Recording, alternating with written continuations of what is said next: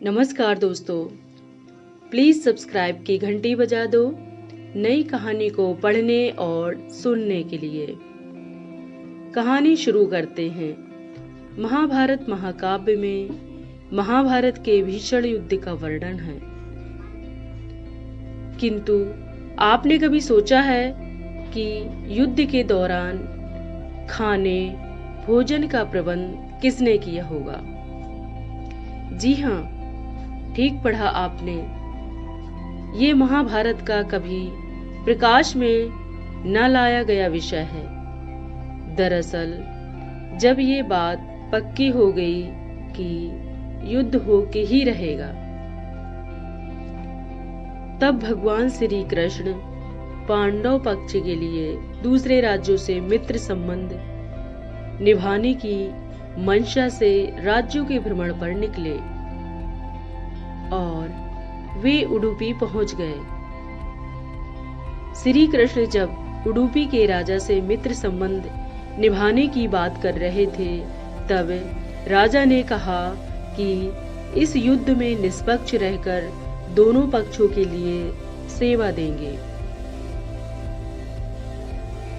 राजन ने श्री कृष्ण से विनती की कि कुछ ऐसा काम उन्हें दिया जाए जिससे वे दोनों पक्ष की सेवा कर सके।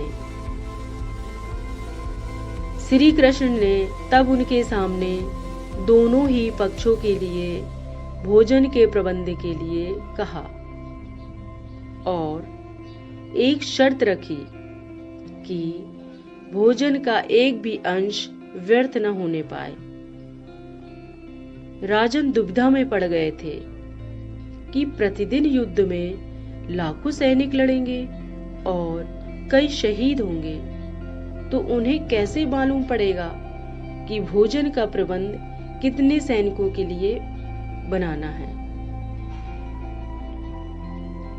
तब श्री कृष्ण ने उन्हें सुझाव दिया कि एक बड़े से पात्र में मूंगफली के दाने भर देना और युद्ध होने से पूर्व वे जितने दाने खाएंगे उतने सैनिक शहीद हो जाएंगे और बाकी बची मूंगफलियों के दानों के जितने सैनिकों के लिए ही उन्हें भोजन प्रबंध करना है, जिससे भोजन का अनावश्यक व्यय न हो।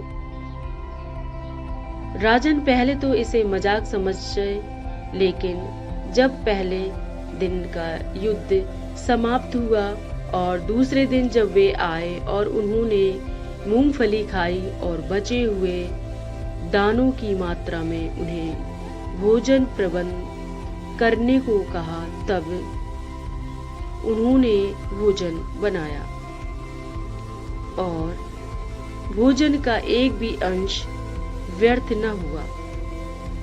तब राजन हक्का बक्का रह गए और श्री कृष्ण को प्रणाम किया।